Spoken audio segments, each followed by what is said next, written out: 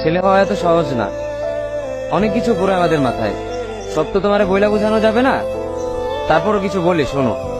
আমরা ছেলেরা বউর সামনে মার সাথে ভালো করে কথা বললে মারা চলে থাকা সন্তান, আবার মার সামনে বউর সাথে ভালো করে কথা বললে বউর গোলাম। নিজের ছেলে মেয়েদের যদি মারি আমাদের দয়া মায়া নাই, আর ওই ছেলে মেয়েদের যদি কিছু না বলি আশকারা দিতেছি। নিজের বউরে দিয়া যদি জব করাই সেই ক্ষেত্রে আমি বউর কামাই খাই, আর যদি বউরে দিয়া জব না করাই আমি সন্দেহ করি। সারাদিন ঘরের বাইরে থাকলে আমরা ভাদাইম্মা, আর যদি ঘরের ভিতরে থাকি তাহলে বেকার, কাজ কাম নাই।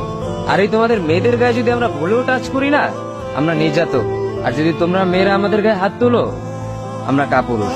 আর একটা ছেলে কি বা করে পুরো লাইফে নিজের জন্য? মার ওষুধের থেকে শুরু করে বউ বাচ্চার প্রত্যেকটা সব পালন করার দায়িত্ব একটা পুরুষের। কিন্তু কি লাভ এত কিছু কইরা? দিন শেষে একটা ভুল করলেই সবাই ভুলা যায় যে কে কি করছে তার জন্য।